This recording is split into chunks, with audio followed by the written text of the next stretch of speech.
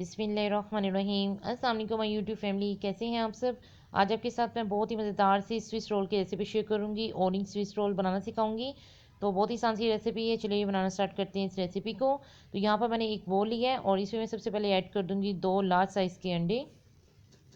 अंडे जब भी आपने लेनी है तो आपने रूम टेम्परेचर पर ही लेनी है। तो देखिए इस तरह से मैंने 2 लार्ज साइज़ के अंडे इसमें ऐड कर दिए हैं।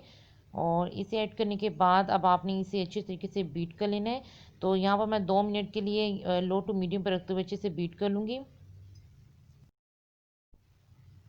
तो बीट करते वक्त आपने इस चीज़ का ख्याल रखना है कि स्पीड को एकदम से हाई नहीं रखना, आपने लो से स्टार्ट करते हुए आहिस्ता से इसकी स्पीड को आपने इंक्रीज़ करना है। तो देखिए 2 मिनट तक अच्छे तरीके से इसे मैंने बीट कर लिया है। अब इसमें मैं ऐड कर दूँगी 4 टेबल स्पून पिसी हुई चीनी है। पाउडर शुगर भी यूज़ कर सकते हैं या पिसी हुई चीनी भी इस्तेमाल कर सकते हैं, तो इन्हें बीट करना ज़्यादा आसान होता है। तो देखिए इसी के से ऐड करने के बाद अब आपने अच्छे तरीके से इसे बीट कर लेना है। और चीनी ऐड करने के बाद आपने 4 से 5 मिनट तक मज़ीद इसे बीट करना है, ताकि ये ट्रांसपेरेंट से इनका कलर हो जाए और ये फ्लफ़ी हो जाए, ठीक है, क्रीमी फॉर्म में आ जाए। तो इतना आपने इसे बीट करना है। तो देखिए यहाँ पर 5 मिनट के बाद ये कितना अच्छे से बीट हो चुकी हैं, क्रीमी फॉर्म में आ चुकी हैं और बिल्कुल क्रीमी और थिक से हो चुकी हैं। तो देखिए इसी के से आपने बीट करने के बाद अब इसमें आपने ऐड कर देना है, मेरे पास यहाँ पर ये ऑरेंज एसेंस है, तो इसे मैं ऐड कर दूँगी। ये यहाँ पर यूज़ कर रही हूँ हाफ़ टी स्पून के बराबर। आपने अगर आपके पास है तो आप ऐड कर लें, नहीं है तो आप वनीला एसेंस भी इस्तेमाल कर सकते हैं। लेकिन आज आपको मैं ऑरेंज मार्मलेट स्विस रोल की रेसिपी शेयर कर रही हूँ, तो मैं ऑरेंज का ही इस्तेमाल करूँगी, ठीक है। तो आप इसी के से बना सकते हैं, अगर आपके पास ये एसेंस नहीं है तो कोई भी एसेंस के साथ आप बना सकते हैं। तो इसी के से ऐड करने के बाद मैं इसे मज़ीद बीट करूँगी तकरीबन 1 मिनट के लिए। अच्छे से मिक्स करूँगी और मिक्स करने के बाद आपने बीटर को कर देना है साइड पे।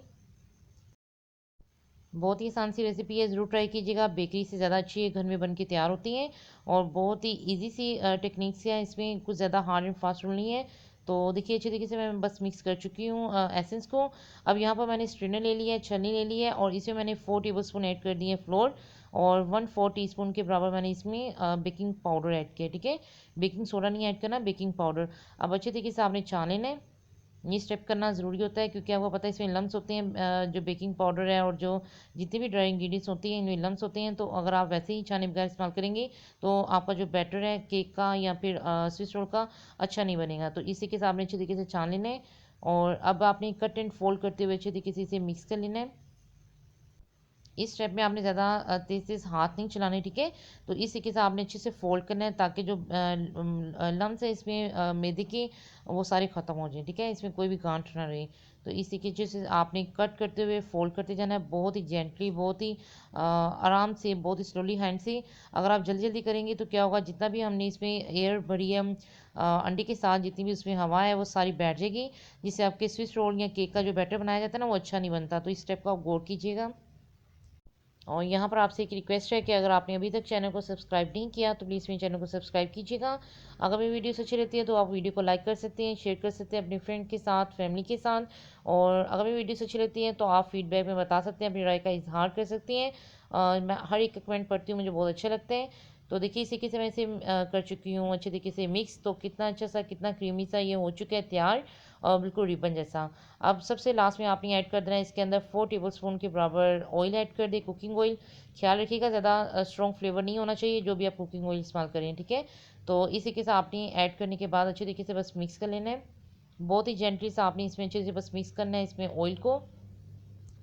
इस स्टेप में बीटर का इस्तेमाल नहीं किया जाता है जब भी फोल्डिंग की जाती है, क्योंकि बीटर से बहुत ही ज़्यादा ये हो जाएगा हार्ड।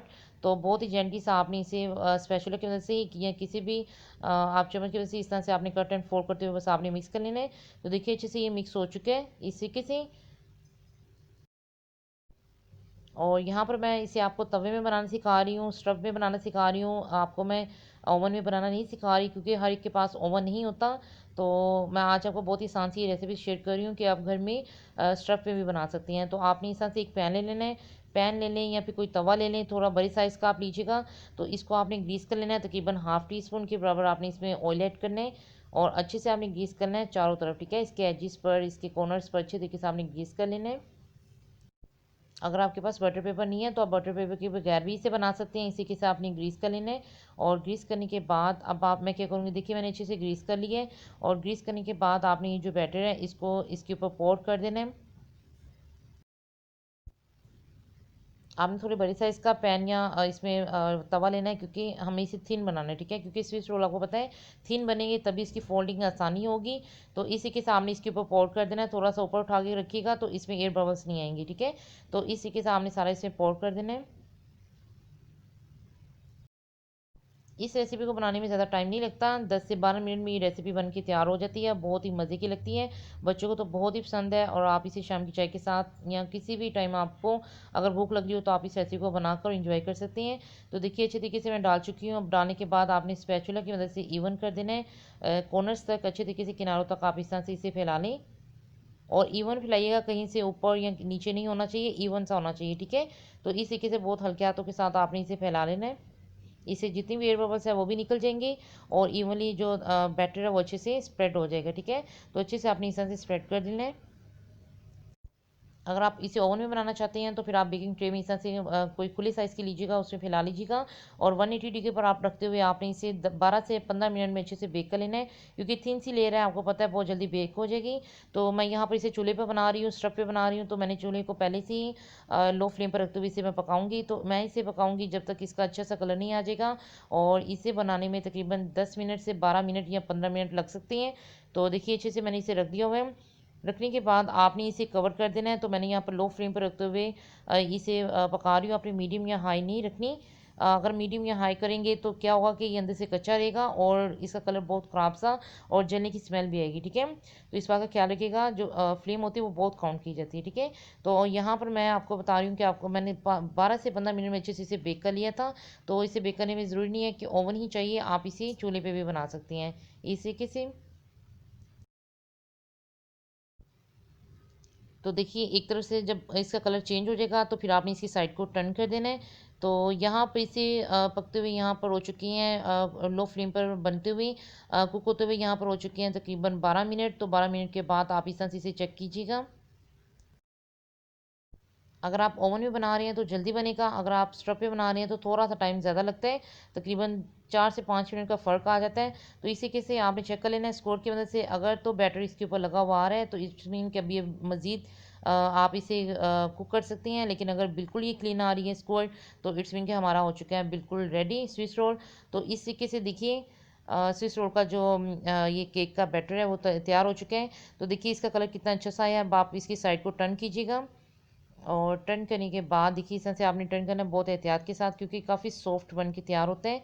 तो बहुत एहतियात के साथ आपने इस तरह से इसको टर्न करना है। मैं आपको दिखा रही हूँ इसकी बैक साइड, ताकि आपको अंदाज़ा हो सके कितना प्यार से इसका कलर आ चुके हैं। ज़्यादा ख़राब नहीं किया कलर, क्योंकि लो फ्लेम पर रखते हुए हमने पकाया, ठीक है।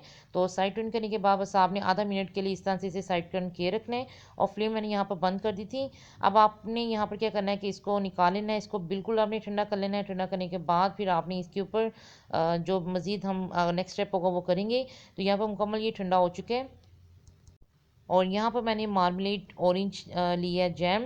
अगर आपके पास ये नहीं है, कोई भी सी भी है, तो आप उससे भी बना सकते हैं। टेस्ट में कोई इतना ज़्यादा फ़र्क नहीं आता, थोड़ा सा ये आपको पता है फ्लेवर चेंज होता है। तो इस तरीके से आप बना सकते हैं इस रेसिपी को। ज़रूरी नहीं है कि जो मैं इस्तेमाल करूँ यही आपके पास जैम हो, ठीक है। तो आपके पास जो इस टाइम अवेलेबल है आप वही बना सकते हैं उसी के साथ, ठीक है, ट्राई कर सकती हैं। तो यहाँ पर मैंने 4 से 5 टेबल स्पून के बराबर ले लिया जैम।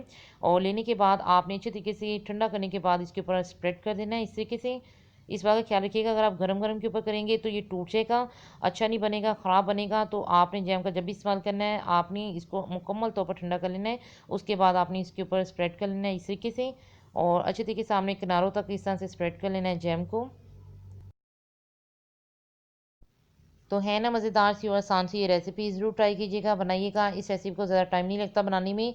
कभी आपको भूख लग रही हो तो आप जाइएगा किचन में, इसे फटाफट बनाइएगा। इसके लिए ना तो ओवन की ज़रूरत है, ना ही आपको ज़्यादा इंग्रेडिएंट्स की ज़रूरत है, ठीक है।